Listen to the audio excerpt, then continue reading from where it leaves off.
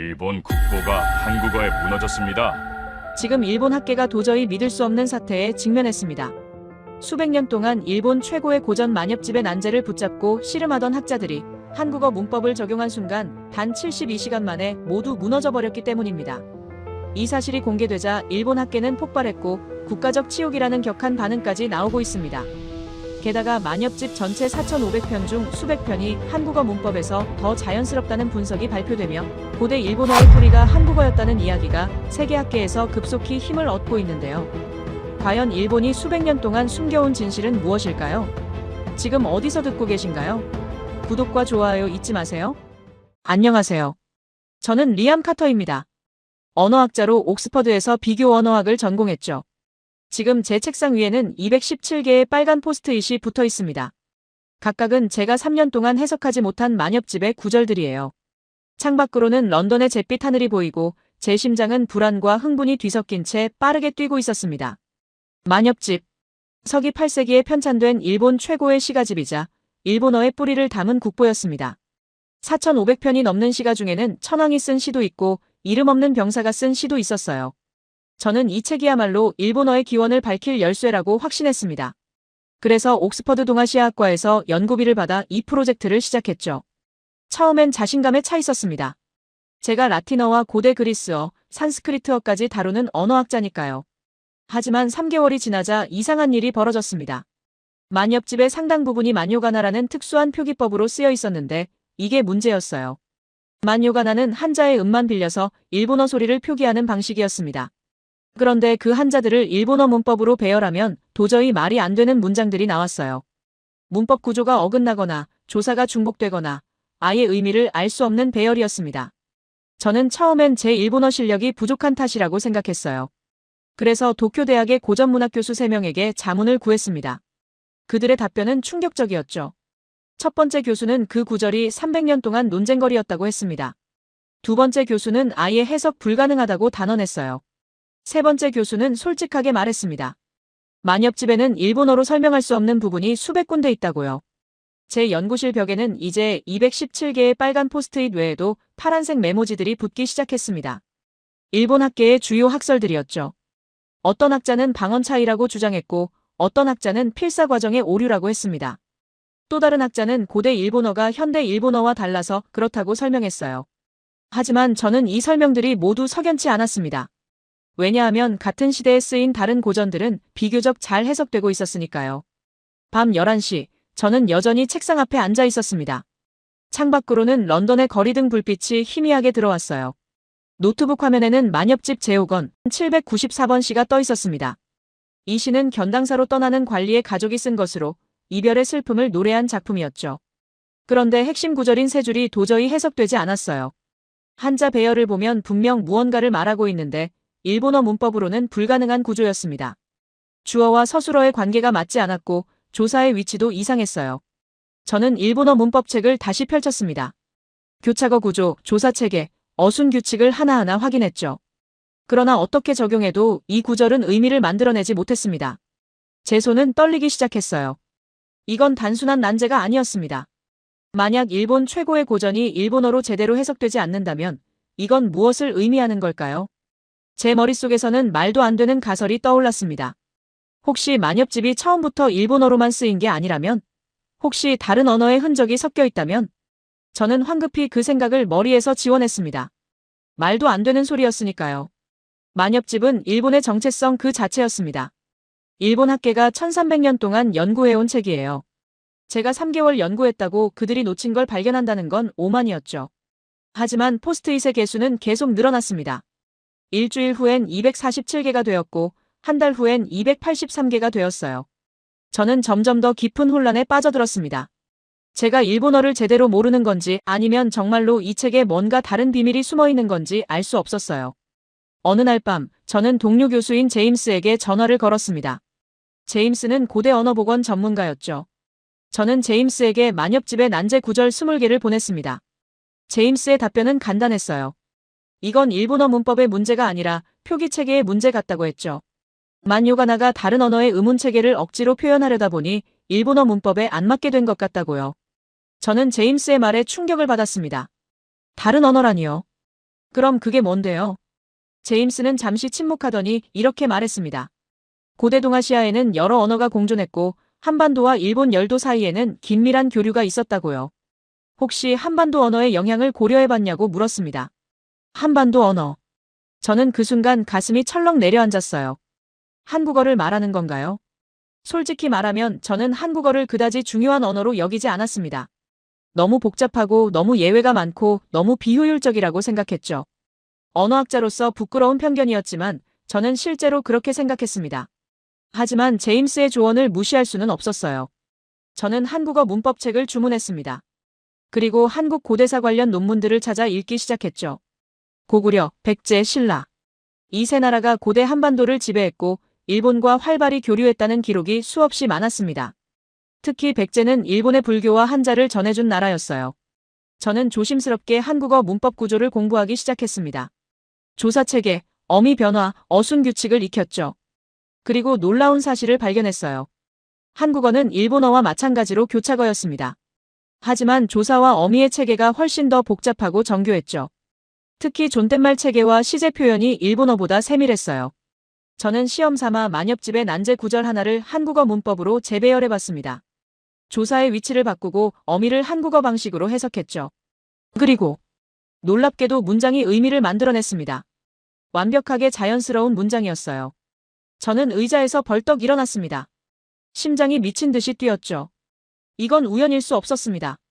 저는 다른 구절들도 같은 방식으로 분석하기 시작했어요. 하나, 둘, 셋. 10개의 구절이 한국어 문법에서 자연스럽게 해석되었습니다. 제 손은 떨렸고 머리는 혼란스러웠어요.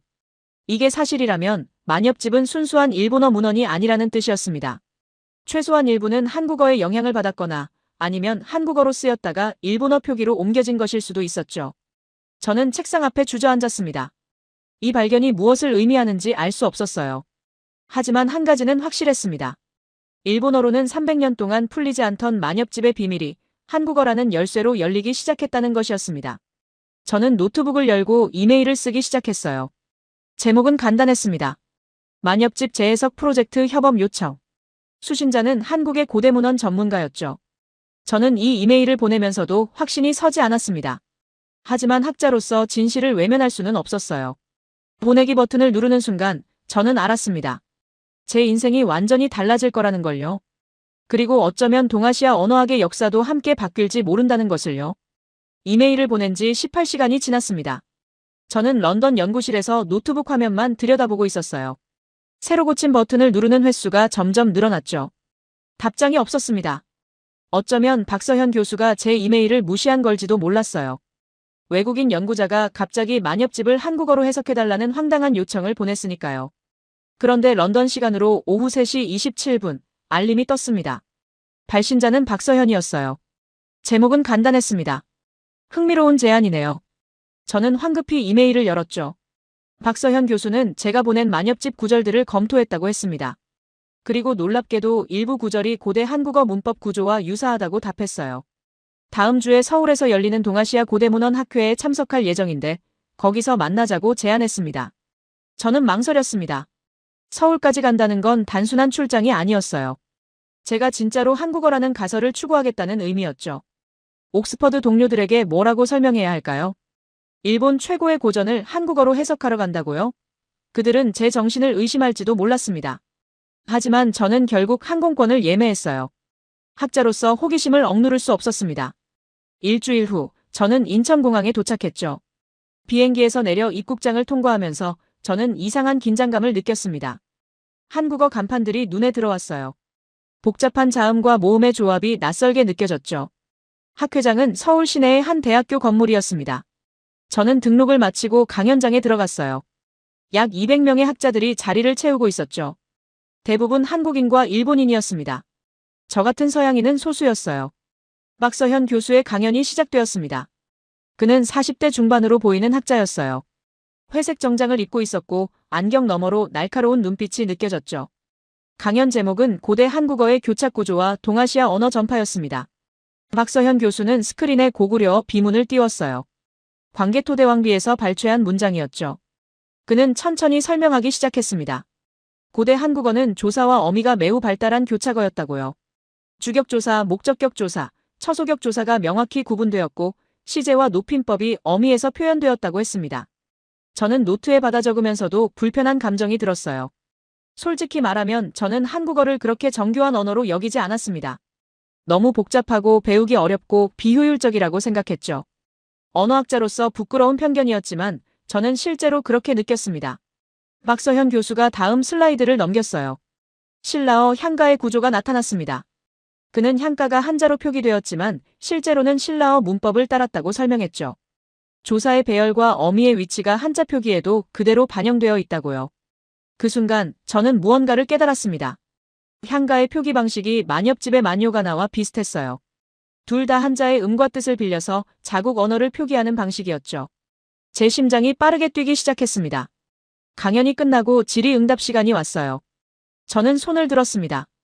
박서현 교수가 저를 가리켰죠. 저는 떨리는 목소리로 질문했습니다. 고대 한국어 문법이 다른 동아시아 언어에도 영향을 주었을 가능성이 있냐고요. 박서현 교수는 잠시 생각하더니 답했어요. 고구려와 백제가 일본의 많은 문화를 전파했으니 언어적 영향도 있었을 것이라고요. 특히 백제는 일본의 한자와 불교를 전해준 나라였으니 언어 구조의 전파도 충분히 가능하다고 했습니다. 강연이 끝나고 저는 박서현 교수를 찾아갔어요. 그는 저를 기억하고 있었습니다. 우리는 학회장 근처의 조용한 카페로 자리를 옮겼죠. 저는 가방에서 노트북을 꺼내며 말했습니다. 제가 왜 여기까지 왔는지 보여드리고 싶다고요. 저는 만엽집 제5권 794번 시를 화면에 띄웠습니다. 그리고 설명했어요. 이 시는 300년 동안 일본 학계가 해석하지 못한 난제 중 하나라고요. 핵심 구절 세 줄이 일본어 문법으로는 전혀 말이 안 된다고 했죠. 박서현 교수는 화면을 자세히 들여다봤습니다. 그의 눈빛이 점점 날카로워졌어요. 그는 한참 동안 침묵했습니다. 저는 초조하게 기다렸죠. 혹시 제가 헛된 희망을 품은 건 아닐까요? 박서현 교수가 입을 열었어요. 이 한자 배열이 흥미롭다고 했습니다. 일본어 조사 배치로는 이상하지만 고대 한국어 조사 체계로 보면 자연스럽다고요. 그는 노트에 뭔가를 적기 시작했습니다. 저는 숨을 죽이고 지켜봤어요. 박서현 교수는 한자들을 재배열하고 조사를 한국어 방식으로 해석했습니다. 그리고 천천히 소리내어 읽었죠. 그 순간 제 온몸에 전율이 흘렀습니다. 문장이 완벽한 의미를 만들어냈어요. 300년 동안 뜻을 알 수 없었던 구절이 한국어 문법으로는 자연스러운 이별의 인사였습니다. 가족이 떠나는 관리에게 무사히 다녀오라고 당부하는 내용이었죠. 저는 말문이 막혔습니다. 박서현 교수가 저를 바라봤어요. 그의 눈빛에는 확신이 담겨 있었습니다. 그는 조용히 말했죠. 이건 우연이 아니라고요. 이 구절은 처음부터 한국어 문법으로 쓰였을 가능성이 높다고 했습니다. 저는 의자에 기대며 천장을 올려다봤어요. 믿을 수 없었습니다. 일본어로는 모순이던 문장이 한국어에서는 완벽했다니요. 이게 정말 사실이라면 만엽집이라는 책 자체를 다시 봐야 했습니다. 하지만 동시에 저는 저항감을 느꼈어요. 제가 평생 배워온 언어학 상식이 흔들렸습니다. 한국어를 복잡하고 비효율적이라고 여겼던 제 편견이 부끄러워졌죠. 만약 한국어가 고대 동아시아 언어의 핵심이었다면 저는 얼마나 오만했던 걸까요? 박서현 교수가 물었습니다. 다른 구절들도 확인해보고 싶냐고요. 저는 고개를 끄덕였어요. 하지만 제 손은 떨리고 있었습니다. 이 분석이 맞다면 저는 일본 학계 전체와 맞서야 할지도 몰랐습니다. 박서현 교수는 노트북을 닫으며 말했습니다. 지금 당장 결론을 내릴 필요는 없다고요. 하지만 이 가능성을 무시해서는 안 된다고 했죠. 학자라면 증거를 따라가야 한다고요. 저는 카페 창밖을 내다봤어요. 서울의 거리에는 사람들이 분주히 오가고 있었습니다. 한글 간판들이 저녁 불빛 아래 반짝이고 있었죠. 저는 이 순간을 평생 기억할 것 같았습니다. 제가 평생 무시해왔던 언어가 1300년 된 수수께끼의 열쇠였다는 사실을 깨닫는 순간을요. 박서현 교수가 다시 입을 열었어요. 내일 제 연구실로 오라고 했습니다. 거기서 더 많은 구절들을 분석해보자고요. 고구려어 자료와 신라어 자료도 함께 검토하면 더 확실한 결론을 낼 수 있을 거라고 했죠. 저는 대답했습니다. 가겠다고요. 하지만 제 목소리는 확신에 차 있지 않았어요. 두려움과 기대가 뒤섞여 있었습니다. 저는 아직도 한국어가 그렇게 중요한 언어라는 걸 완전히 받아들이지 못하고 있었죠. 카페를 나서면서 저는 생각했습니다. 만약 이게 사실이라면 제 인생은 완전히 바뀔 거예요. 그리고 어쩌면 동아시아 언어학의 역사도 함께 바뀔지 모른다고요. 저는 그 무게를 감당할 준비가 되어 있지 않았습니다. 하지만 학자로서 저는 알고 있었어요. 진실 앞에서 도망칠 수는 없다는 것을요. 설령 그 진실이 제 편견을 산산조각 낸다 해도요. 밤하늘 아래 서울의 거리를 걸으며 저는 내일을 생각했습니다. 박서현 교수의 연구실에서 무엇을 발견하게 될까요? 더 많은 구절들이 한국어로 풀린다면 저는 어떻게 해야 할까요? 그 답을 아직 몰랐습니다.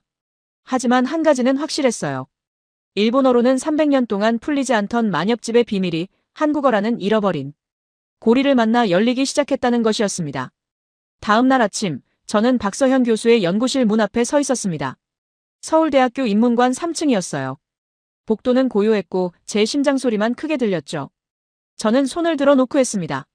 3번의 짧은 소리가 복도에 울려 퍼졌어요. 문이 열렸습니다. 박서현 교수가 저를 맞이했죠. 연구실은 생각보다 넓었어요. 한쪽 벽면 전체가 책장으로 채워져 있었고 고구려 백제 신라 관련 서적들이 빼곡히 꽂혀 있었습니다. 큰 책상 위에는 이미 노트북 2대가 준비되어 있었어요. 박서현 교수가 말했습니다. 오늘은 진지하게 분석해보자고요. 어제 해석한 구절이 우연인지 아닌지 확인해야 한다고 했죠. 저는 고개를 끄덕였습니다. 하지만 솔직히 말하면 저는 여전히 확신이 서지 않았어요. 어쩌면 어제 성공한 건 정말 우연일 수도 있었으니까요. 저는 가방에서 217개의 난제 구절 목록을 꺼냈습니다. 3년간 제가 정리한 자료였죠. 박서현 교수는 그 목록을 훑어보더니 놀란 표정을 지었어요. 이렇게 많은 구절이 해석 불가 판정을 받았냐고 물었습니다. 저는 답했죠. 이건 제가 정리한 것뿐이고 일본 학계 전체로 따지면 500개가 넘을 거라고요. 박서현 교수는 잠시 침묵했습니다. 그의 눈빛이 심각해졌어요. 그는 천천히 말했죠. 그럼 하나씩 확인해 보자고요. 고대 한국어 문법 체계를 적용해서요. 우리는 첫 번째 구절을 화면에 띄웠습니다. 만엽집 7권 1324번 시였어요. 이 시는 전쟁터로 떠나는 병사의 심정을 담은 것으로 알려져 있었지만 핵심 두 줄이 200년 넘게 해석되지 않고 있었죠. 일본 학자들은 이 부분을 필사 오류로 보거나 아예 뜻 없음으로 처리했습니다. 박서현 교수가 한자 배열을 분석하기 시작했어요. 그는 각 한자의 음가를 한국어 방식으로 재구성했습니다. 조사의 위치를 바꾸고 어미를 고대 한국어 어미로 해석했죠. 저는 숨을 죽이고 지켜봤습니다. 5분이 지났습니다. 박서현 교수가 입을 열었어요. 이 구절은 명령문이라고 했습니다. 한국어로 읽으면 반격하자는 의미라고요. 병사들이 서로를 격려하는 내용이었죠. 저는 화면을 뚫어져라 쳐다봤습니다. 완벽했어요. 일본어로는 말이 안 되던 배열이 한국어에서는 자연스러운 명령문이었습니다. 저는 여전히 믿기 어려웠어요. 저는 말했습니다. 이것도 우연일 수 있다고요. 2개만으로는 패턴을 확신할 수 없다고 했죠. 박서현 교수는 고개를 끄덕였습니다. 그럼 계속해보자고 했어요. 우리는 두 번째 구절로 넘어갔습니다. 만엽집 제3권 452번 시였죠. 이 시는 귀족의 연회를 묘사한 것으로 추정되었지만 중간 세 줄이 전혀 이해되지 않았어요. 일본 학계는 이 부분을 지역방언으로 추측했지만 확실하지 않았습니다. 박서현 교수가 다시 분석을 시작했어요. 한자들을 재배열하고 조사를 확인했습니다. 10분이 흘렀죠. 그는 천천히 결과를 읽었습니다. 이건 환영문이라고 했어요. 손님을 맞이하며 어서 오세요라고 인사하는 내용이었죠. 제 손이 떨렸습니다. 또 성공했어요. 뜻 없음으로 판정된 구절이 한국어로는 완벽한 의미를 가졌습니다. 저는 의자에서 일어나 창밖을 바라봤어요. 서울대학교 캠퍼스가 눈앞에 펼쳐져 있었습니다. 학생들이 오가고 나무들이 바람에 흔들리고 있었죠. 박서현 교수가 물었습니다. 계속할 거냐고요? 저는 대답했습니다. 해야 한다고요. 학자로서 이 가능성을 외면할 수 없다고 했죠. 우리는 세 번째, 네 번째 구절로 넘어갔습니다. 시간이 흐를수록 패턴이 명확해졌어요. 일본어로는 문법적으로 불가능한 배열이 한국어 조사 체계를 적용하면 자연스러운 문장이 되었습니다. 존댓말 표현도 시제 표현도 모두 한국어 문법에서 설명되었죠. 점심시간이 되었지만 우리는 멈추지 않았습니다. 박서현 교수가 샌드위치를 주문했고 우리는 먹으면서도 계속 분석했어요. 5번째, 6번째, 7번째 구절이 차례로 풀렸습니다. 저는 점점 두려워졌어요. 이건 우연이 아니었습니다. 명백한 패턴이었죠. 만엽집의 상당 부분이 한국어 문법 구조를 따르고 있었습니다. 이게 사실이라면 일본어의 기원에 대한 모든 통념이 흔들리는 거였어요. 저는 박서현 교수에게 물었습니다. 이게 정말 가능한 일이냐고요. 일본의 국보가 한국어로 쓰였다는 게 말이 되냐고 했죠. 박서현 교수는 잠시 생각하더니 답했습니다. 8세기 동아시아는 지금과 완전히 달랐다고요. 백제와 고구려 유민들이 대거 일본으로 건너갔고 그들이 일본 조정의 핵심 관료가 되었다고 했어요. 문자를 다루는 계층이 한반도 출신이었다면 그들의 언어가 문헌에 반영되는 건 자연스러운 일이라고 했죠. 첫날이 끝났습니다. 우리는 총 17개의 구절을 분석했고 그중 14개가 한국어 문법으로 자연스럽게 해석되었어요. 성공률이 82%였습니다. 저는 호텔로 돌아왔지만 잠을 이룰 수 없었죠. 머릿속에서는 한자 배열과 조사들이 계속 떠올랐습니다. 둘째 날, 저는 다시 연구실로 향했습니다. 박서현 교수는 이미 와 있었어요. 그는 밤새 추가 자료를 준비했다고 했습니다. 고구려어 비문과 신라어 향가 자료였죠. 우리는 이 자료들과 만엽집 구절들을 비교하기 시작했어요. 놀라운 사실이 드러났습니다. 만엽집의 조사 배열이 향가의 조사 배열과 거의 동일했어요. 특히 목적격 조사와 처소격 조사의 위치가 완벽히 일치했습니다. 이건 우연으로 설명할 수 없는 유사성이었죠. 우리는 계속 구절들을 분석했습니다. 21번째, 25번째, 30번째 구절이 차례로 풀렸어요. 어떤 구절은 전쟁의 긴박함을 담고 있었고 어떤 구절은 사랑의 절절함을 표현하고 있었습니다. 300년 동안 침묵하던 문장들이 한국어를 통해 목소리를 되찾고 있었죠. 저는 감정이 복잡했습니다. 경외감과 두려움이 뒤섞였어요. 학자로서는 흥분되었지만 한편으로는 이 발견이 불러올 파장이 두려웠습니다. 일본 학계가 이걸 받아들일까요? 세계 언어학계는 어떻게 반응할까요? 둘째 날이 끝날 무렵 우리는 43개의 구절을 분석했습니다. 그중 37개가 한국어로 해석되었어요. 성공률은 86%였죠. 박서현 교수는 말했습니다. 이제 더 이상 가설이 아니라고요. 이건 검증 가능한 사실이라고 했어요. 저는 고개를 끄덕였습니다. 하지만 제 마음은 여전히 흔들리고 있었어요. 저는 평생 한국어를 복잡하고 비효율적인 언어라고 무시해왔습니다. 그런데 그 언어가 1300년 전 동아시아의 비밀을 풀 열쇠였다니요. 제 오만함이 부끄러웠습니다. 셋째 날 아침, 저는 결심했습니다. 더 이상 도망치지 않겠다고요. 진실이 제 편견을 깨더라도 받아들이겠다고 했죠. 저는 연구실로 향하면서 스스로에게 다짐했습니다. 학자는 진실을 따라가야 한다고요. 마지막 날, 우리는 가장 어려운 구절들에 도전했습니다. 일본 최고 권위자들도 포기한 문장들이었어요. 박서현 교수는 고구려어 의문체계까지 동원해서 분석했습니다. 저는 그 과정을 지켜보며 놀라움을 금치 못했어요. 한 구절 한 구절이 풀릴 때마다 저는 새로운 세계를 보는 기분이었습니다. 만엽집은 단순한 일본 고전이 아니었어요. 이건 고대 동아시아의 언어가 교차하고 융합했던 살아있는 증거였습니다. 72시간이 끝났습니다. 우리는 총 89개의 구절을 분석했고 그중 76개가 한국어로 자연스럽게 해석되었어요. 85%의 성공률이었습니다. 저는 의자에 몸을 기댔습니다. 온몸이 피곤했지만 머릿속은 또렷했어요. 박서현 교수가 저를 바라봤습니다. 그는 조용히 물었죠. 이제 어떻게 할 거냐고요? 이 결과를 발표할 거냐고 했습니다. 저는 잠시 침묵했어요. 창밖으로는 서울의 저녁 노을이 지고 있었습니다. 저는 대답했습니다. 해야 한다고요. 하지만 혼자서는 할 수 없다고 했죠. 함께 해줄 수 있냐고 물었습니다. 박서현 교수는 고개를 끄덕였어요. 그날 밤 저는 호텔방에 앉아 노트북을 열었습니다. 화면에는 89개의 분석 결과가 정리되어 있었어요. 300년 난제가 72시간 만에 풀렸습니다. 한국어가 열쇠였다는 사실을 이제 부정할 수 없었죠. 저는 깊은 숨을 들이쉬었습니다. 이제 시작이었어요. 이 결과를 세상에 알려야 했습니다.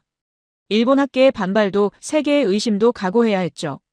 하지만 학자로서 저는 진실을 외면할 수 없었습니다. 서울의 밤하늘을 바라보며 저는 생각했습니다. 앞으로 무슨 일이 벌어질까요? 이 발견이 동아시아 언어학을 어떻게 바꿀까요? 저는 그 답을 아직 알 수 없었습니다. 하지만 한 가지는 확실했어요. 한국어는 더 이상 제가 무시했던 복잡한 언어가 아니었습니다.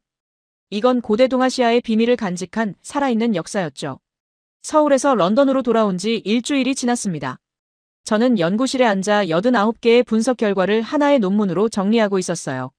제목은 신중하게 정했습니다. 만엽집 난의 구절의 고대 한국어 기반 재해석 가능성. 너무 도발적이지 않으면서도 핵심을 담은 제목이었죠. 하지만 논문을 쓰면서도 저는 계속 망설였습니다. 이 논문을 어디에 발표해야 할까요? 일본 학술지에 보내면 즉시 거부당할 게 뻔했어요. 서양 학술지에 보내면 동아시아 언어를 모르는 심사위원들이 제대로 평가할 수 있을까요? 박서현 교수와 화상통화를 했습니다. 그는 조심스러운 태도로 말했어요. 일본 학계에 직접 전달하는 게 맞다고 했습니다. 그들이 먼저 검증할 기회를 줘야 한다고요. 만약 우리가 서양 학계에 먼저 발표하면 일본 학자들은 모욕감을 느낄 거라고 했죠. 저는 동의했습니다. 그래서 우리는 도쿄대학의 고전문학과에 먼저 연락하기로 했어요. 박서현 교수가 아는 일본인 학자가 있었습니다. 다나카 히로시 교수였죠. 그는 만엽집 연구의 권위자이면서도 비교적 열린 사고를 가진 학자라고 했어요. 일주일 후 우리는 도쿄로 향했습니다. 다나카 교수가 비공식 세미나를 주선해준 거였어요. 참석자는 7명이었습니다. 도쿄대학 교수 3명, 교토대학 교수 2명, 그리고 와세다대학 교수 2명이었죠. 모두 진보적 성향의 학자들이었습니다. 세미나는 도쿄대학의 작은 회의실에서 열렸어요. 저는 노트북을 연결하고 프레젠테이션을 시작했습니다. 처음에는 만요가나의 구조적 한계를 설명했어요. 왜 일본어 문법만으로는 특정 구절들이 해석되지 않는지 보여줬죠. 일본 학자들은 조용히 듣고 있었습니다. 그들의 표정은 단단했어요. 저는 긴장했지만 계속했습니다. 그리고 첫 번째 사례를 보여줬죠. 제호권 794번 시의 난의 구절이었어요. 난의 구절이었어요. 저는 한자 배열을 화면에 띄우고 일본어 문법으로 시도한 여러 해석들을 보여줬습니다. 모두 문법적으로 모순되거나 의미가 통하지 않았죠. 그리고 박서현 교수가 한국어 문법을 적용한 결과를 보여줬어요. 문장이 완벽하게 자연스러운 이별 인사로 해석되었습니다. 회의실이 조용해졌습니다. 다나카 교수가 먼저 입을 열었어요. 그는 신중한 목소리로 물었습니다. 다른 사례도 있냐고요? 저는 대답했죠. 76개가 더 있다고요. 다음 2시간 동안 저는 계속해서 사례들을 보여줬습니다. 명령문, 환영문, 감탄문이 차례로 한국어에서 자연스럽게 해석되었어요. 일본 학자들은 점점 더 진지한 표정이 되었습니다. 어떤 교수는 메모를 하고 있었고 어떤 교수는 팔짱을 끼고 깊이 생각하고 있었죠. 세미나가 끝났습니다. 일본 학자들은 즉시 답변하지 않았어요. 다나카 교수가 말했습니다. 시간을 달라고 했죠. 자신들도 독립적으로 검증해봐야 한다고요. 만약 결과가 맞다면 이건 매우 중대한 발견이니까요. 저는 그들의 신중함을 이해했습니다. 만엽집은 일본의 정체성 그 자체였어요. 1300년 동안 일본어로만 연구되어 온 책이었죠. 그런 책이 한국어로 더 잘 해석된다는 건 일본 학계에게는 충격적인 주장이었습니다. 한 달이 지났습니다. 다나카 교수로부터 이메일이 왔어요. 그들이 독자적으로 검증한 결과 리암과 박서현의 분석이 상당 부분 타당하다는 거였습니다. 특히 조사 배치와 어미 구조가 고대 한국어 문법과 일치한다고 했죠.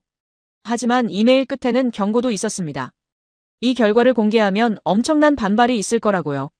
특히 보수파 학자들은 절대 받아들이지 않을 거라고 했어요. 일본 국립고전학회 같은 곳에서는 이미 리암의 연구를 알고 있고 매우 부정적으로 보고 있다고 했습니다. 저는 박서현 교수와 다시 상의했어요. 그는 말했습니다. 진실은 언젠가 드러난다고요. 우리가 숨긴다고 해서 사라지는 게 아니라고 했죠. 저는 고개를 끄덕였습니다. 학자로서 우리는 진실을 말해야 했어요. 우리는 더 큰 검증을 준비했습니다. 다나카 교수의 도움으로 일본 전역의 만엽집 연구자 23명이 참여하는 공동 검증 프로젝트가 시작되었어요. 그들은 만엽집 4,500편 전체를 대상으로 우리의 방법론을 적용하기로 했습니다. 3개월간의 검증이 진행되었습니다. 저는 런던에서 매일 밤 결과를 기다렸어요. 일본 학자들은 구절 하나하나를 꼼꼼히 분석했습니다. 일본어로 해석되는 구절들과 한국어로 더 자연스러운 구절들을 분류했죠. 결과가 나왔습니다. 제 심장이 빠르게 뛰었어요. 다나카 교수가 보내온 보고서를 열었습니다. 첫 페이지에 요약이 있었죠.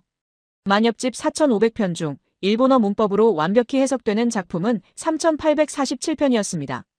이건 전체의 85%였어요. 하지만 나머지 653편은 일본어로 부자연스럽거나 해석 불가능했습니다. 그리고 그 653편 중 317편이 고대 한국어 문법을 적용했을 때 가장 자연스럽게 해석되었어요. 이건 전체 만엽집의 약 7%에 해당하는 분량이었습니다. 저는 의자에 주저앉았습니다. 317편이요. 이건 단순히 몇 개의 예외가 아니었어요. 만엽집 안에 한국어로 쓰인 시가 수백 편이나 섞여 있다는 뜻이었습니다. 보고서는 계속되었어요. 317편의 분포를 분석한 결과 특정 시기에 집중되어 있다고 했습니다. 바로 7세기 후반에서 8세기 초반이었죠. 이 시기는 백제가 멸망하고 대거 유민들이 일본으로 건너간 때였습니다. 또한 317편의 작가를 분석한 결과 상당수가 백제 출신 관료이거나 한반도와 연관된 인물들이었어요. 어떤 시는 작자 미상이었지만 내용상 한반도 관련 테마를 다루고 있었습니다. 다나카 교수는 보고서 마지막에 이렇게 썼습니다. 이 분석 결과는 학문적으로 매우 중요하다고요. 만엽집은 순수한 일본어 문헌이 아니라 고대 동아시아 언어가 교차하는 지점에서 탄생한 문화적 산물이라고 했어요. 저는 이 보고서를 읽으며 눈물이 날 뻔했습니다. 3년간 저를 괴롭혔던 217개의 난제가 드디어 설명되었어요. 그리고 그 이상의 진실이 드러났습니다. 한국어는 고대 일본 문학의 일부였던 거예요. 하지만 동시에 두려움도 밀려왔습니다. 이 결과를 공개하면 어떻게 될까요? 다나카 교수의 경고가 떠올랐어요. 일본 보수파는 결코 받아들이지 않을 거라고요. 일주일 후 우리의 예상은 현실이 되었습니다. 일본 국립고전학회가 공식 성명을 발표한 거예요. 그들은 우리의 연구를 강하게 비판했습니다. 만엽집은 순수한 일본 문학이며 한국어로 해석하려는 시도는 학문적 근거가 부족하다고 했죠. 성명서는 더 나아갔어요. 이런 주장은 일본의 문화적 정체성을 훼손하는 정치적 행위라고 비난했습니다. 외국 학자들이 일본 고전을 왜곡하려 한다고 했어요. 저는 그 성명서를 읽으며 가슴이 답답했습니다. 우리는 단지 학문적 사실을 말한 것뿐이에요. 정치적 의도는 전혀 없었죠. 하지만 그들에게 만엽집은 학문을 넘어선 존재였습니다. 일본의 뿌리이자 자존심이었어요. 다나카 교수가 전화를 걸어왔습니다. 그는 걱정스러운 목소리로 말했어요. 보수파의 반발이 예상보다 강하다고요. 성명서 이후 학계 분위기가 매우 경직되어 있다고 했습니다. 저는 물었습니다. 그럼 어떻게 해야 하냐고요? 다나카 교수는 잠시 침묵했습니다. 그리고 답했죠. 그래도 진실은 말해야 한다고요. 학자로서 데이터를 외면할 수는 없다고 했어요. 그날 밤 저는 연구실에서 혼자 남아 생각했습니다. 창밖으로는 런던의 밤거리가 보였어요. 사람들이 오가고 차들이 지나가고 있었죠. 평범한 일상이었습니다. 하지만 저의 일상은 더 이상 평범하지 않았어요. 저는 1300년 묵은 진실을 마주하고 있었습니다. 일본의 보수학계는 저를 적으로 삼았고 앞으로 어떤 일이 벌어질지 알 수 없었죠. 저는 노트북을 열었습니다. 화면에는 317편의 목록이 떠 있었어요. 이 숫자는 단순한 통계가 아니었습니다. 이건 역사였어요. 1300년 전 한반도에서 일본으로 건너간 사람들의 목소리였습니다. 그들의 슬픔과 그리움, 희망과 두려움이 이 시가들 속에 살아 숨쉬고 있었죠. 저는 결심했습니다. 어떤 반발이 오더라도 이 진실을 세상에 알리겠다고요. 이건 정치 논쟁이 아니었습니다. 학문적 사실이었어요. 그리고 학자로서 저는 사실 앞에서 물러설 수 없었습니다. 다음 날, 저는 박서현 교수와 다나카 교수에게 이메일을 보냈습니다. 우리의 연구 결과를 국제학술지에 정식 논문으로 제출하자고 제안했어요. 동아시아 언어학의 최고 권위 학술지인 저널 오브 이스트 아시안 링귀스틱스였습니다. 두 교수 모두 동의했습니다. 우리는 함께 논문을 완성했어요. 제목은 이렇게 정했습니다. 만엽집 내 고대 한국어 구조 분석 317편의 비교 언어학적 검증. 논문을 제출하는 순간 저는 알았습니다. 이제 돌이킬 수 없다는 걸요. 세계 학계가 이 논문을 보게 될 거였습니다. 그리고 일본 보수파의 반발도 더 거세질 거였죠. 하지만 저는 후회하지 않았습니다. 진실은 밝혀져야 했어요. 300년 동안 침묵했던 317편의 시가 드디어 제 목소리를 찾고 있었습니다. 논문이 저널 오브 이스트 아시안 링귀스틱스에 게재된 날, 저는 런던 연구실에 앉아 있었습니다. 화면에는 방금 온라인으로 공개된 우리 논문이 떠 있었어요. 만엽집 내 고대 한국어 구조 분석 317편의 비교 언어학적 검증. 제 이름 옆에 박서현 교수와 다나카 히로시 교수의 이름이 나란히 적혀 있었죠. 저는 안도의 한숨을 쉬었습니다. 3년간의 연구가 드디어 세상에 나왔어요. 동료들에게 이메일을 보내고 SNS에도 논문 링크를 공유했습니다. 학자로서 뿌듯한 순간이었죠. 하지만 그 평화는 48시간도 가지 않았습니다. 논문 발표 이틀 후 일본의 대표적인 보수 신문인 요미우리 신문이 일면 톱 기사를 실었어요. 제목은 충격적이었습니다. 외국 학자, 만엽집 왜곡 시도. 기사는 저를 한국의 문화 공세에 동조하는 서양 학자로 묘사했죠. 저는 그 기사를 읽으며 손이 떨렸습니다. 기사는 제 연구를 학문이 아니라 정치적 행위로 규정했어요. 한국이 일본 문화를 가로채려는 시도에 영국인 학자가 가담했다고 썼습니다. 제 사진까지 실려 있었죠. 더 충격적인 건 댓글이었습니다. 수천 개의 댓글이 달렸는데 대부분 저를 비난하는 내용이었어요. 매국학자, 돈을 받고 거짓 연구를 한 거 아니냐, 일본에 입국 금지시켜야 한다는 말들이 쏟아졌습니다. 박서현 교수에게 전화를 걸었습니다. 그는 이미 상황을 알고 있었어요. 한국 언론도 이 소식을 다루기 시작했다고 했죠. 하지만 한국에서는 긍정적인 반응이 많다고 했습니다. 일본 학계의 오만함을 깬 연구라고 평가받고 있다고요. 저는 머리를 감싸쥐었습니다. 이건 제가 원한 게 아니었어요. 저는 단지 학문적 진실을 밝히고 싶었을 뿐이에요. 한일 갈등을 부추기려던 게 아니었습니다. 사흘째, 일본의 다른 보수 언론들도 가세했습니다. 산케이 신문은 리암 카터는 누구인가라는 특집 기사를 실었어요. 제 과거 논문들을 뒤져서 한국 관련 연구를 한 적이 있는지 찾아냈습니다. 물론 찾지 못했죠. 저는 한국어를 무시했었으니까요. 그래서 그들은 다른 프레임을 만들었습니다. 한국 학계에 포섭된 순진한 서양 학자라고요. 박서현 교수가 저를 속였고 저는 그걸 모른 채 이용당했다고 썼어요. 저는 분노했습니다. 박서현 교수는 제가 만난 가장 정직한 학자였어요. 우리는 데이터를 가지고만 이야기했습니다. 정치적 의도는 단 한 번도 없었죠. 일주일째 상황은 더 악화되었습니다.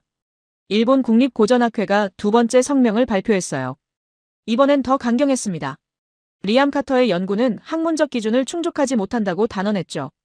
그리고 다나카 히로시 교수를 명시적으로 비판했습니다. 일본 학자로서 부끄러운 행동이라고요. 다나카 교수에게 전화를 걸었습니다. 그의 목소리는 피곤해 보였어요. 학회에서 압력이 들어오고 있다고 했습니다. 논문에서 이름을 빼라는 요구도 있었다고 했죠. 하지만 다나카 교수는 거부했다고 했습니다. 데이터는 거짓말을 하지 않는다고요. 저는 미안했습니다. 제 연구 때문에 다나카 교수가 고통받고 있었어요. 박서현 교수도 한국에서 일본 편을 든다는 비난을 받고 있었습니다. 우리 모두 정치적 십자포화에 갇혔죠. 열흘째, 정말 예상하지 못한 일이 벌어졌습니다. 일본 국회에서 만엽집 논쟁이 다뤄진 거예요. 보수 성향의 의원이 문부과학성 장관에게 질의했습니다. 외국 학자들이 일본의 국보를 왜곡하는데 정부는 무엇을 하고 있냐고요. 저는 뉴스로 그 장면을 봤습니다. 국회의원이 제 논문을 손에 들고 흔들며 비난하고 있었어요. 만엽집은 일본의 정체성이라고 목소리를 높였습니다. 한국어로 해석한다는 건 일본의 역사를 부정하는 것이라고 했죠. 문부과학성 장관은 신중한 답변을 했습니다. 학문의 자유는 존중되어야 하지만 일본의 문화유산을 보호하는 것도 중요하다고 했어요. 적절한 대응을 검토하겠다고 했습니다. 저는 화면을 끄고 책상에 엎드렸습니다. 이게 현실인가 싶었어요. 제 연구가 국회에서 논쟁거리가 되다니요. 저는 단지 언어학자일 뿐이었습니다. 정치인이 아니에요. 옥스퍼드 대학 학과장에게서 이메일이 왔습니다. 조심스러운 어조였어요. 최근 논쟁에 대해 대학 측에 문의가 많이 들어오고 있다고 했습니다. 일본 동문들로부터 항의도 있었다고요. 학과장은 제 연구를 지지한다고 했지만 상황을 지켜봐야 한다고 덧붙였죠. 저는 그 문장이 무엇을 의미하는지 알았습니다. 만약 논쟁이 더 커지면 대학도 저를 보호하지 못할 수도 있다는 뜻이었어요. 학자로서 제 입지가 흔들리고 있었습니다. 2주째, 일본의 유명 역사학자가 TV 토론에 나왔습니다. 그는 제 연구를 정면으로 공격했어요. 만엽집은 1300년 동안 일본어로 연구되어 왔다고 했습니다. 외국 학자가 몇 달 연구했다고 그 전통을 부정할 수 있냐고 반문했죠. 그는 더 나아갔습니다. 설령 일부 구절이 한국어로 해석된다 해도 그건 당시 교류의 흔적일 뿐이라고 했어요. 만엽집의 본질은 여전히 일본 문학이라고 강조했습니다. 317편은 4500편 중 일부에 불과하다고 했죠. 저는 그 방송을 보며 생각했습니다. 그의 말도 일리가 있었어요. 85%는 여전히 일본어로 쓰였습니다. 제가 주장한 건 나머지 7%였죠.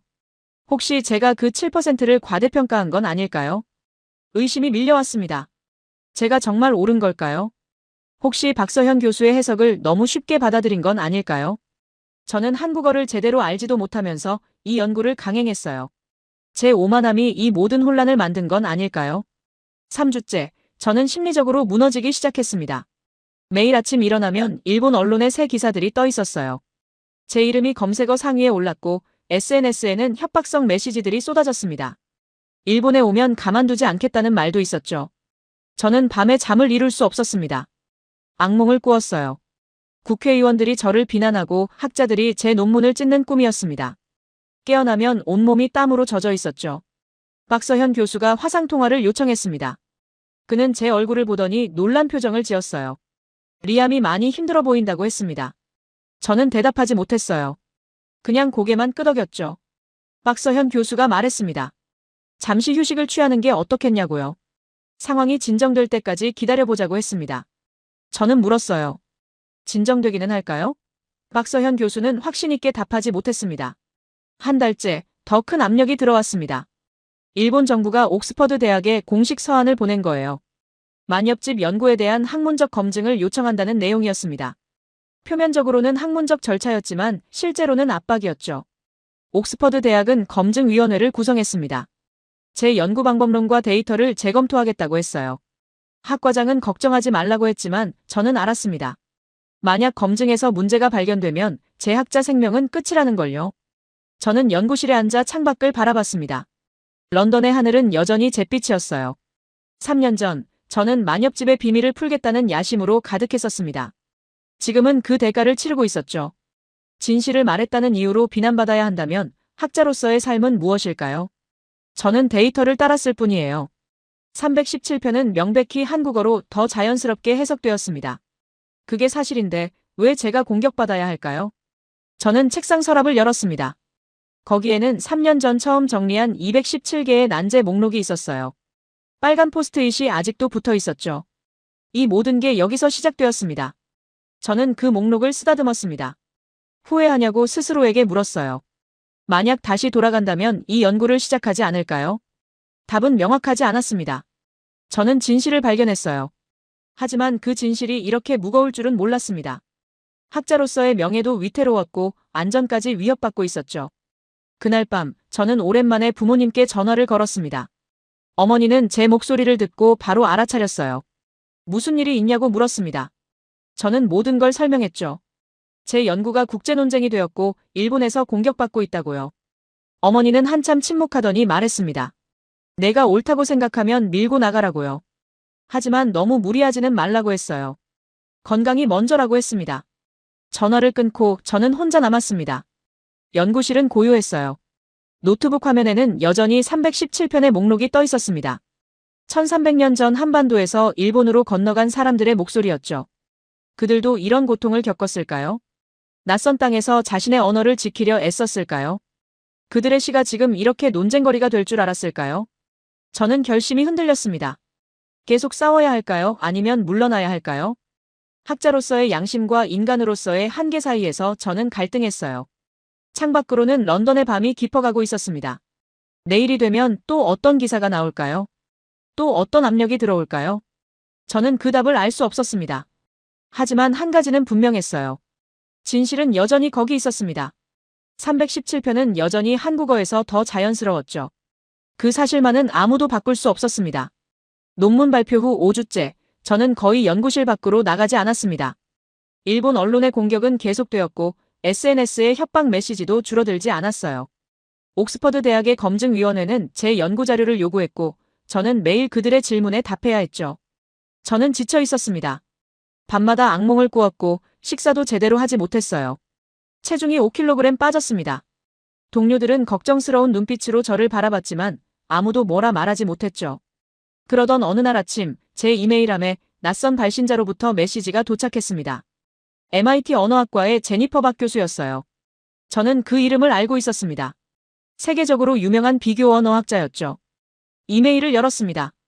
제니퍼 교수는 제 논문을 읽었다고 했어요. 그리고 매우 흥미롭다고 평가했습니다. 데이터가 탄탄하고 방법론도 정확하다고 했죠. 그녀는 미국 언어학회에서 독립검증을 진행하고 싶다고 제안했습니다. 저는 화면을 뚫어져라 쳐다봤습니다. 독립검증이라니요. 미국 학계가 움직이기 시작한 건가요? 제 손이 떨렸어요. 이건 반전의 시작일 수도 있었습니다. 그날 오후 박서현 교수에게서도 연락이 왔습니다. 독일 베를린 자유대학의 동아시아 연구소에서 검증 의사를 밝혔다고 했어요. 프랑스 파리 국립동양언어문화대학도 관심을 표명했다고 했죠. 저는 믿을 수 없었습니다. 세계 학계가 움직이고 있었어요. 일본 보수파의 공격에도 불구하고 학자들은 데이터 자체에 주목하고 있었습니다. 일주일 후 더 놀라운 소식이 들려왔습니다. 총 1대1개국의 언어 연구기관이 공동 검증 프로젝트를 구성한 거예요. 미국, 영국, 독일, 프랑스, 캐나다, 호주, 네덜란드, 스웨덴, 이탈리아, 스페인, 그리고 한국이었습니다. 제니퍼 박 교수가 프로젝트 총괄을 맡았어요. 그녀는 저에게 화상회의를 요청했습니다. 화면 너머로 그녀가 보였죠. 50대 초반으로 보이는 학자였어요. 단호하면서도 따뜻한 인상이었습니다. 제니퍼 교수는 말했습니다. 리암의 연구는 매우 중요한 발견일 수 있다고요. 하지만 논쟁이 정치화되어 버렸다고 했습니다. 그래서 세계학계가 나서서 순수하게 학문적으로만 검증하기로 했다고 했죠. 저는 물었습니다. 어떻게 검증할 거냐고요? 제니퍼 교수는 설명했어요. 1대1 개국의 언어학자들이 각자 독립적으로 제 데이터를 분석할 거라고요. 만엽집 원문과 제가 제시한 한국어 해석을 비교하고 통계적으로 유의미한지 검증한다고 했습니다. 그리고 그들은 더 나아가기로 했어요. 고대 일본어와 고대 한국어의 어휘 비교 분석도 진행한다고 했습니다. 의문체계의 유사성도 확인한다고요. 이건 제 연구를 넘어서는 광범위한 검증이었죠. 저는 희망을 느꼈습니다. 처음으로요. 5주간의 공격과 고통 끝에 드디어 누군가가 제 편에 서주고 있었어요. 학자로서 데이터를 믿어주는 사람들이 있었습니다. 하지만 동시에 두려움도 밀려왔어요. 만약 국제검증에서 제 연구에 문제가 발견된다면요? 그럼 저는 정말로 끝장나는 거였습니다. 제니퍼 교수는 제 걱정을 알아챘는지 말했습니다. 걱정하지 말라고요. 이건 리암을 공격하기 위한 검증이 아니라 진실을 밝히기 위한 검증이라고 했어요.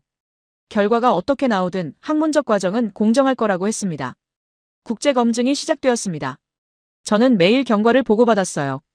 MIT 팀은 통계 분석을 진행했고 베를린 팀은 문법 구조를 검증했습니다. 파리 팀은 역사적 맥락을 조사했죠. 한 달이 지났습니다. 중간 결과가 나오기 시작했어요. MIT 팀의 보고서가 먼저 도착했습니다. 저는 떨리는 손으로 파일을 열었죠. 결과는 놀라웠습니다. 통계 분석 결과 317편의 구절이 한국어 문법으로 해석될 확률이 우연이 아니라는 거였어요. P값이 0.001 이하로 통계적으로 매우 유의미했습니다.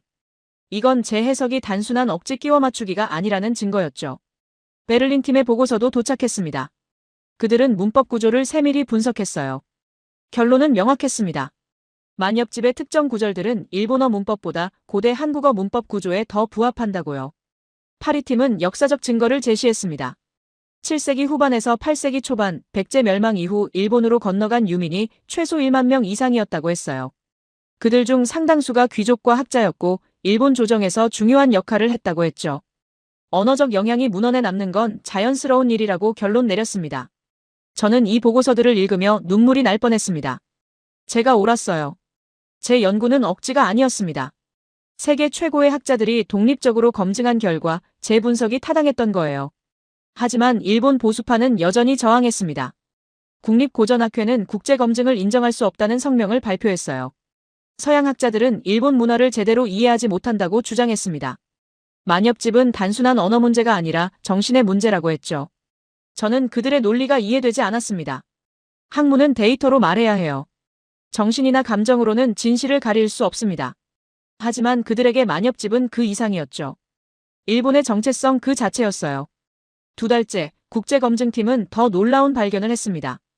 고대 일본어 기초어휘를 분석한 결과였어요. 저는 제니퍼 교수로부터 긴급 화상회의 요청을 받았습니다. 화면에 1대1 개국 학자들이 모였어요. 제니퍼 교수가 발표를 시작했습니다. 그들은 만엽집 시대의 일본어 기초어휘 500개를 추출했다고 했어요. 그리고 그것을 고대 한국어, 특히 고구려어와 신라어 어휘와 비교했다고 했죠. 결과는 충격적이었습니다. 500개 어휘 중 173개가 고구려어 또는 신라어와 의문적으로 유사했어요. 34.6%였습니다.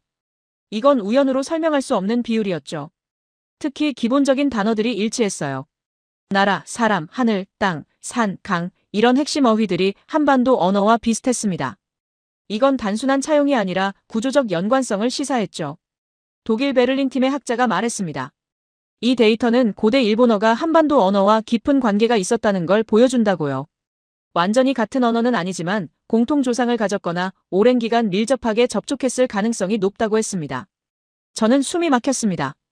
이건 제 연구를 넘어서는 발견이었어요. 저는 단지 만엽집의 난제 구절들을 풀려고 했을 뿐이에요. 하지만 그 과정에서 고대 동아시아 언어사의 큰 그림이 드러나고 있었습니다. 제니퍼 교수가 저를 바라봤습니다. 화면 너머로 그녀의 눈빛이 진지했어요. 그녀는 천천히 말했죠.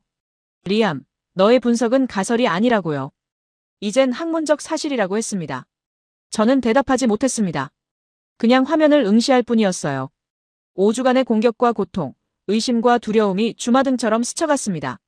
그리고 지금 세계학계가 제 연구를 인정하고 있었어요. 회의가 끝나고 저는 혼자 남았습니다. 연구실은 고요했어요. 창밖으로는 런던의 저녁 하늘이 보였습니다. 구름 사이로 햇살이 비치고 있었죠. 저는 책상 서랍을 열었습니다. 3년 전 처음 정리한 217개의 난제 목록이 거기 있었어요. 빨간 포스트잇이 여전히 붙어 있었습니다. 이 모든 게 여기서 시작되었죠. 이제 그 217개는 더 이상 난제가 아니었습니다.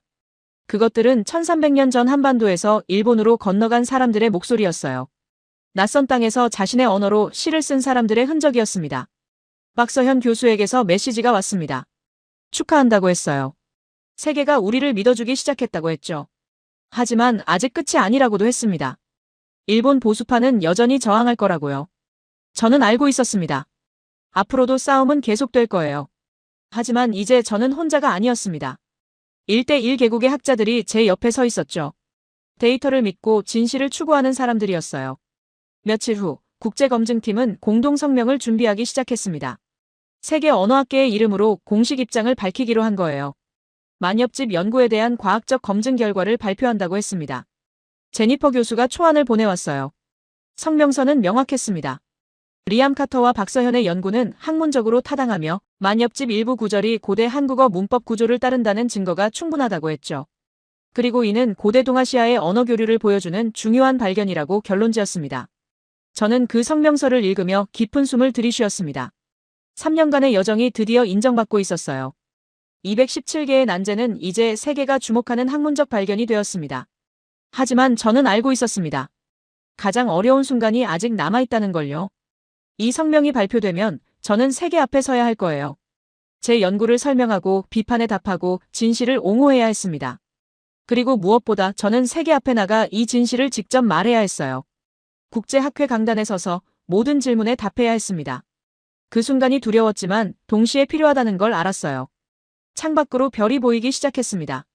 런던의 밤하늘은 대부분 흐렸지만 오늘은 드물게 맑았어요. 저는 그 별들을 바라보며 생각했습니다. 1300년 전 한반도에서 일본으로 떠난 사람들도 이런 별을 봤을까요?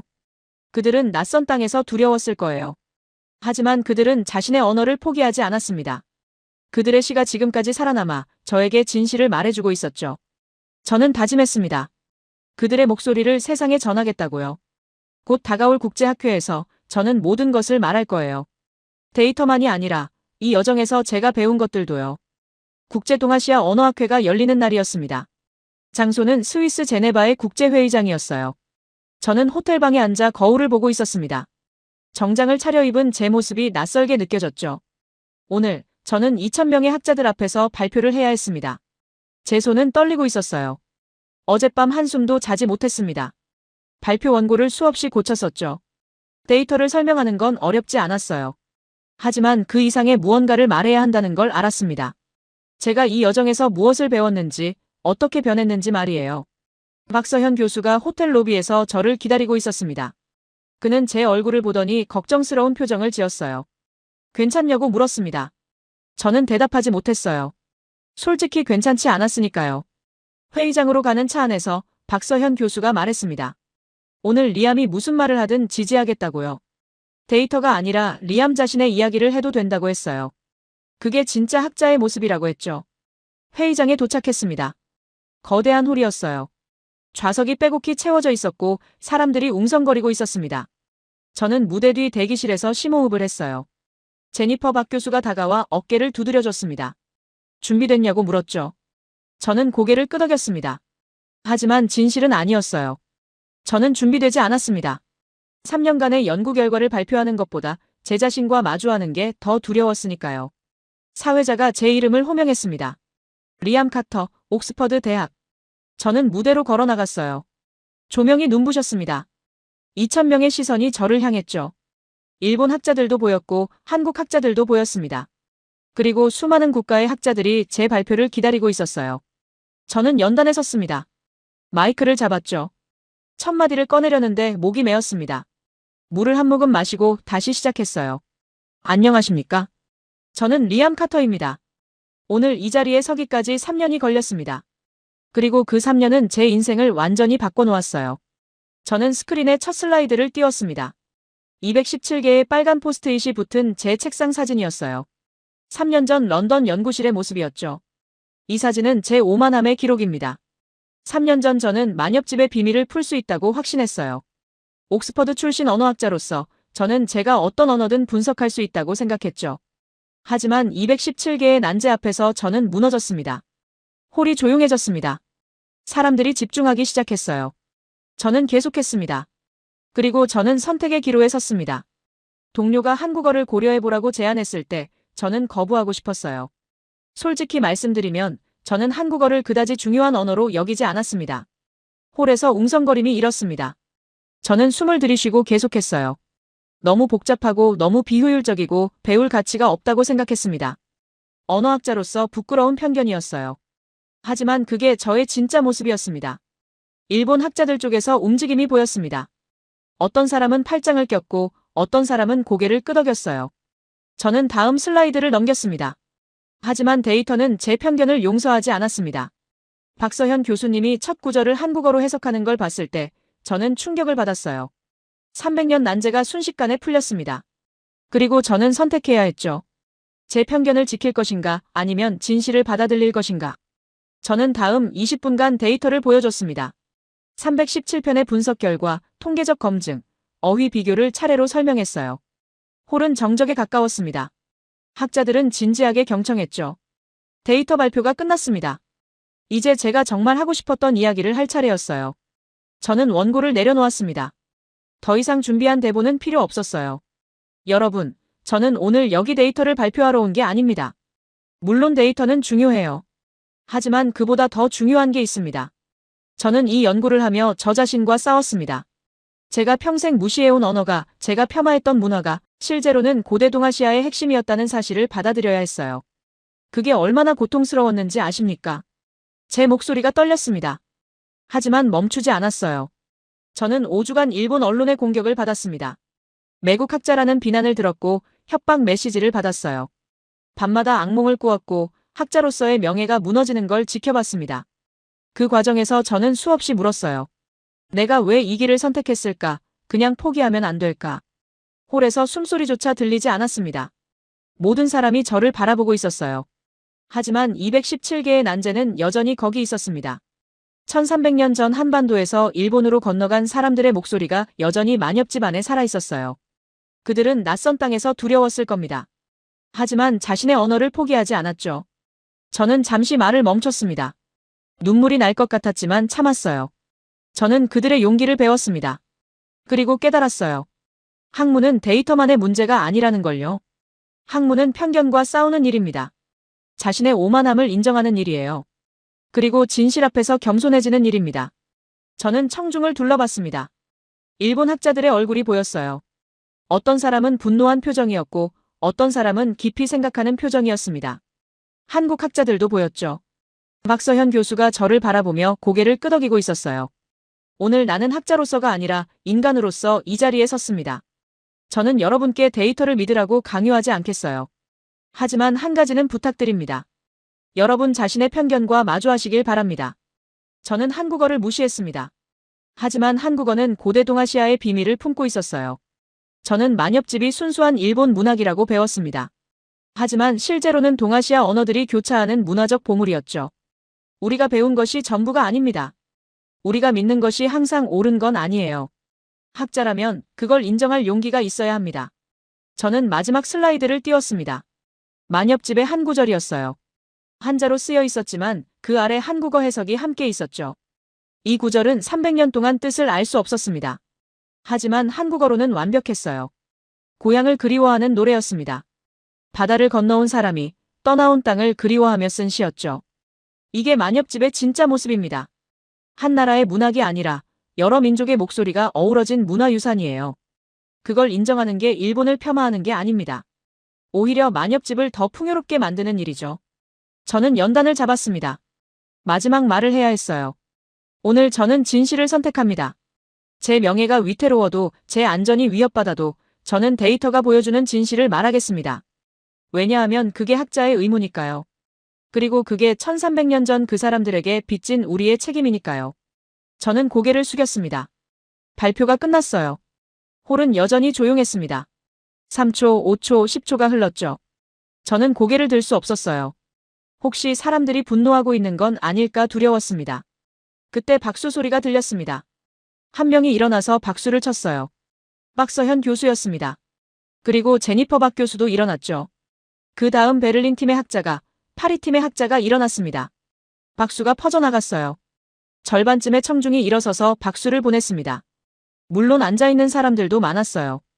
일본 학자들 중 상당수는 팔짱을 낀 채 무표정했습니다. 하지만 일부는 박수를 치고 있었죠. 저는 눈물을 참을 수 없었습니다. 3년간의 여정이 주마등처럼 스쳐갔어요. 217개의 난제, 박서현 교수와의 만남, 72시간의 충격, 일본의 공격 국제 검증, 그리고 오늘 이 순간까지요. 무대에서 내려왔습니다. 박서현 교수가 저를 안아줬어요. 그는 아무 말도 하지 않았습니다. 그냥 제 어깨를 토닥여줬죠. 제니퍼 교수도 다가와 악수를 청했습니다. 그녀는 말했어요. 잘했다고요. 진짜 학자의 모습을 보여줬다고요. 다나카 히로시 교수도 보였습니다. 그는 복잡한 표정이었어요. 일본인으로서 혼란스러웠을 겁니다. 하지만 그는 제게 다가와 손을 내밀었습니다. 용기 있는 발표였다고 말했죠. 모든 일본 학자가 동의하진 않겠지만 자신은 리암의 정직함을 존중한다고 했어요. 회의장 밖으로 나왔습니다. 복도에는 기자들이 대기하고 있었어요. 카메라 플래시가 터졌고 질문이 쏟아졌습니다. 하지만 저는 대답하지 않았어요. 지금은 말할 기력이 없었습니다. 호텔로 돌아왔습니다. 방에 들어가 창밖을 바라봤어요. 제네바 호수가 보였습니다. 잔잔한 수면이 저녁 햇살을 반사하고 있었죠. 저는 소파에 앉았습니다. 온몸의 긴장이 풀리며 피로가 밀려왔어요. 하지만 동시에 평화도 느껴졌습니다. 저는 드디어 진실을 말했어요. 제 편견도, 제 실수도, 그리고 제가 배운 것도 모두 말했죠. 노트북을 열었습니다. 이메일함에는 수십 개의 메시지가 와 있었어요. 지지하는 메시지도 있었고 비판하는 메시지도 있었습니다. 하지만 저는 이제 담담했어요. 모든 반응을 받아들일 준비가 되어 있었습니다. 박서현 교수에게서 메시지가 왔습니다. 오늘 리암이 보여준 용기가 자랑스럽다고 했어요. 그리고 이제 진짜 변화가 시작될 거라고 했죠. 저는 창밖을 다시 바라봤습니다. 해가 지고 있었어요. 하지만 이건 끝이 아니었습니다. 오히려 새로운 시작이었죠. 오늘 저는 학자로서가 아니라 인간으로서 진실을 선택했습니다. 그리고 그게 제 인생에서 가장 옳은 선택이었다는 걸 알았어요. 1300년 전 바다를 건넌 그 사람들처럼 저도 두려웠지만 멈추지 않았습니다. 그들의 용기가 저를 여기까지 이끌었어요. 이제 남은 건 세상이 어떻게 반응하느냐였습니다. 제네바 학회에서 발표한 지 3일이 지났습니다. 저는 여전히 제네바에 머물고 있었어요. 호텔방에서 노트북을 열면 전 세계 언론의 기사들이 쏟아져 나왔습니다. 뉴욕타임스, 가디언, 르몽드, 프랑크푸르터 알게마이네. 모두 제 발표를 다루고 있었죠. 하지만 가장 큰 반향은 아시아에서 일어나고 있었습니다. 한국 언론은 한국어가 동아시아 언어의 뿌리라는 제목으로 보도했어요. 일본 언론은 여전히 양분되어 있었죠. 보수 언론은 제 발표를 맹비난했지만 진보 언론은 새로운 시각이라며 긍정적으로 평가했습니다. 제니퍼 박 교수에게서 급한 전화가 왔습니다. 국제언어학회가 긴급 이사회를 소집했다고 했어요. 리암의 발표 이후 1대1 개국 검증팀의 최종 보고서를 공식 발표하기로 결정했다고 했죠. 그리고 그 발표를 3일 후 제네바에서 하겠다고 했습니다. 저는 긴장했습니다. 최종 보고서요. 이건 단순한 학술 논문이 아니었어요. 국제언어학계의 공식 입장이 되는 거였습니다. 만약 그들이 제 연구를 지지한다면 이건 역사적 사건이 될 거예요. 박서현 교수도 제네바로 날아왔습니다. 다나카 히로시 교수도 왔어요. 우리 셋은 호텔 카페에서 만났습니다. 다나카 교수는 피곤해 보였어요. 일본에서 엄청난 압력을 받고 있다고 했습니다. 다나카 교수가 말했습니다. 일본 국립고전학회가 성명을 준비 중이라고요. 국제보고서가 나오기 전에 선제적으로 반박하려 한다고 했죠. 그들은 만엽집은 일본의 정체성이며 외국 학자들의 해석을 받아들일 수 없다고 주장할 거라고 했어요. 박서현 교수는 한숨을 쉬었습니다. 이게 학문이 아니라 정치가 되어버렸다고 했어요. 하지만 우리는 학자로서 할 일을 다 했다고 했죠. 이제 세계가 어떻게 판단하는지 지켜볼 수밖에 없다고 했습니다. 최종 보고서 발표일이 되었습니다. 같은 제네바 국제회의장이었어요. 하지만 이번엔 관객이 달랐습니다. 학자들뿐 아니라 각국 정부 대표들, 언론인들, 문화 관계자들이 모여들었죠. 좌석이 부족해서 추가 의자까지 가져왔습니다. 제니퍼 박 교수가 연단에 올랐습니다. 그녀 뒤로는 1대1 개국 검증팀 대표들이 앉아 있었어요. 각국의 깃발이 무대 뒤편에 걸려 있었죠. 이건 단순한 학회 발표가 아니었습니다. 국제적 선언이었어요. 제니퍼 교수가 입을 열었습니다. 지난 3개월간 우리는 리암 카터와 박서현의 연구를 철저히 검증했다고 했어요. 1대1 개국 47명의 학자가 참여했고 독립적으로 데이터를 분석했다고 했죠. 그녀는 첫 번째 결론을 발표했습니다. 만엽집 4,500편 중 317편은 고대 한국어 문법 구조를 명확히 따르고 있으며 일본어로는 설명되지 않는다고 했어요. 이는 통계적으로 유의미하고 학문적으로 타당하다고 결론지었습니다. 홀이 웅성거렸습니다. 일본 대표단 쪽에서 격한 반응이 보였어요. 하지만 제니퍼 교수는 계속했습니다. 두 번째 결론이었어요. 고대 일본어 기초어휘 중 34.6%가 고구려어 및 신라어와 의문적 유사성을 보인다고 했습니다. 이는 고대 일본어가 한반도 언어와 깊은 접촉 관계에 있었음을 시사한다고 했죠. 그리고 세 번째, 가장 중요한 결론이었습니다. 제니퍼 교수는 천천히 말했어요. 우리는 만엽집이 순수한 일본어 문헌이 아니라 고대 동아시아의 언어적 교류를 담은 복합 문화유산이라고 결론짓습니다. 한국어 기반 분석은 만엽집 해석의 가장 정확한 기준 중 하나입니다. 홀이 폭발했습니다. 박수 소리와 함성, 그리고 항해 소리가 뒤섞였어요. 일본 대표단 일부가 자리에서 일어나 퇴장했습니다. 하지만 더 많은 사람들이 일어나 박수를 보냈죠. 저는 객석에 앉아 그 광경을 바라봤습니다. 믿을 수 없었어요. 3년 전 런던 연구실에서 시작된 제 연구가 지금 국제언어학계의 공식 입장이 되고 있었습니다. 제니퍼 교수는 마지막으로 말했습니다. 오늘 우리는 동아시아 언어사의 지도를 다시 그립니다. 이는 어느 한 나라의 승리나 패배가 아닙니다. 인류가 언어의 진실에 한 걸음 더 가까이 다가간 것입니다. 발표가 끝나고 기자회견이 열렸습니다. 저도 단상에 올라가야 했어요. 수십 개의 마이크가 제 앞에 놓였고 카메라 플래시가 터졌습니다. CNN 기자가 질문했습니다. 카터 박사님, 이 발견이 일본에 대한 공격이라는 비판에 어떻게 답하시겠습니까? 저는 천천히 답했어요. 이건 공격이 아닙니다. 이건 역사의 재발견이에요. 만엽집은 여전히 위대한 문화유산입니다. 하지만 이제 우리는 그 속에 더 많은 이야기가 담겨 있다는 걸 알게 되었죠. 한반도에서 바다를 건너온 사람들의 목소리도 함께 있다는 걸요. BBC 기자가 물었습니다. 이 발견이 동아시아 역사 이해에 어떤 영향을 미칠까요? 박서현 교수가 답했어요. 고대 동아시아는 우리가 생각했던 것보다 훨씬 더 연결되어 있었습니다. 국경은 지금보다 유동적이었고 사람들은 자유롭게 이동했어요. 언어도 섞이고 변화했죠. 만엽집은 그 살아있는 증거입니다. 기자회견이 끝났습니다. 저는 복도로 나왔어요.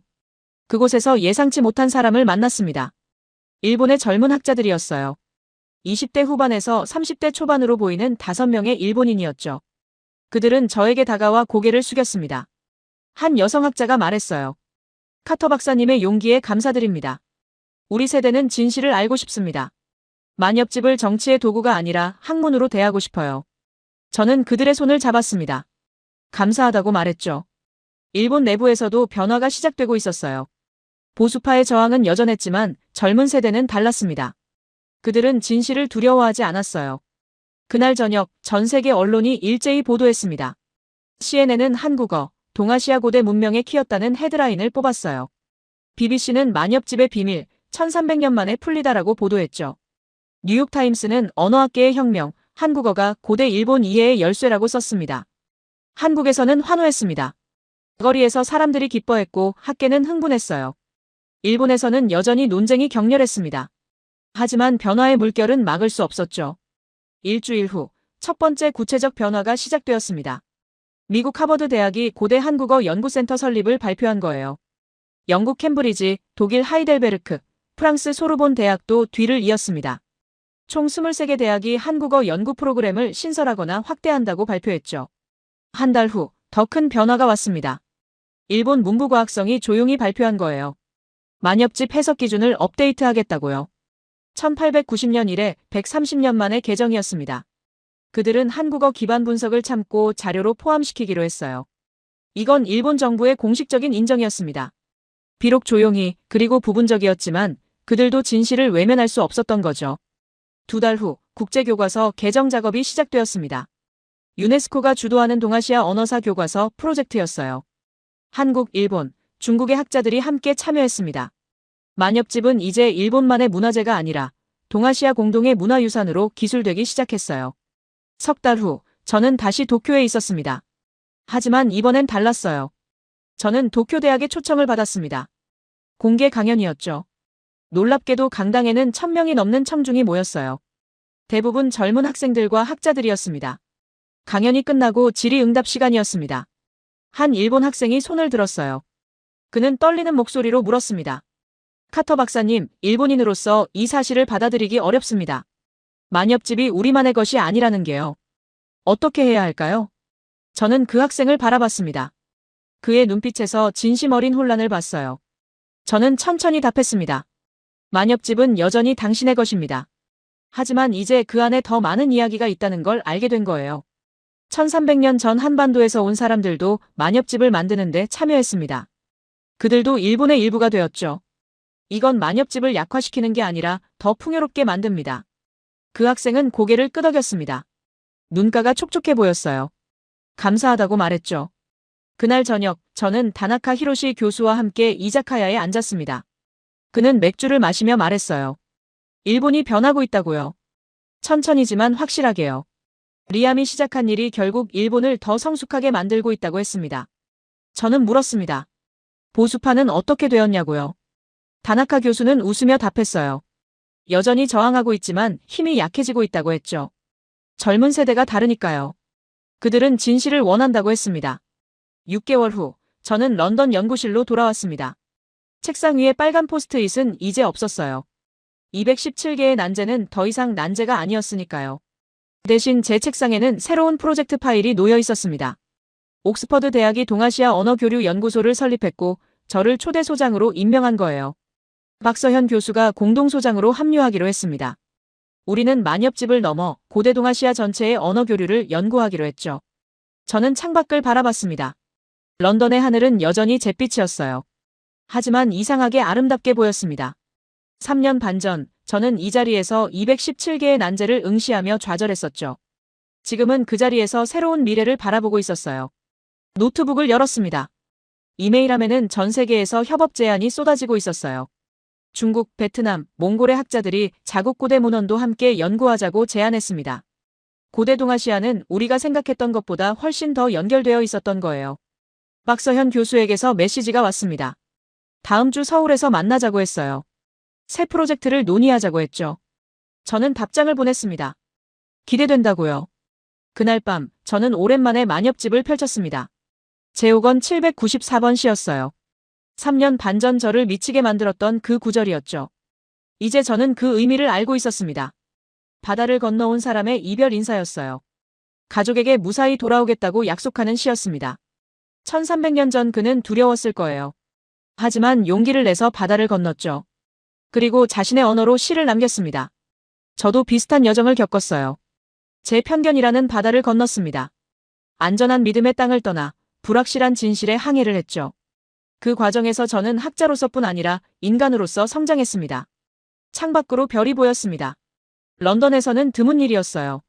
저는 그 별을 바라보며 생각했습니다. 1300년 전 그 사람도 이런 별을 봤을까요? 낯선 땅에서 고향을 그리워하며요. 이제 우리는 그의 목소리를 들을 수 있었습니다. 한국어라는 열쇠를 통해서요. 그리고 그의 이야기는 더 이상 침묵하지 않았어요. 세계가 듣고 있었고 인정하고 있었고 배우고 있었습니다. 저는 노트북을 닫았습니다. 오늘은 여기까지였어요. 내일이 되면 또 새로운 발견이 있을 거였습니다. 고대 동아시아의 비밀은 아직 무궁무진했으니까요. 하지만 한 가지는 확실했습니다. 한국어는 더 이상 무시당하는 언어가 아니었어요. 이제 세계는 한국어가 고대 동아시아 문명의 핵심 열쇠 중 하나라는 걸 알고 있었습니다. 그리고 그 진실은 217개의 작은 의문에서 시작되었죠. 저는 미소 지었습니다. 학자로서 이보다 더 보람있는 순간은 없을 거예요. 진실을 밝혔고 세상이 바뀌었습니다. 이제 미래 세대가 더 정확한 역사를 배울 수 있게 되었죠. 런던의 밤은 깊어갔습니다. 하지만 세계 어딘가에서는 새벽이 밝아오고 있었어요. 그리고 그 새벽과 함께 동아시아 언어사의 새로운 장이 열리고 있었습니다. 한국어라는 오래된 언어가 새로운 미래를 여는 열쇠가 되어서요.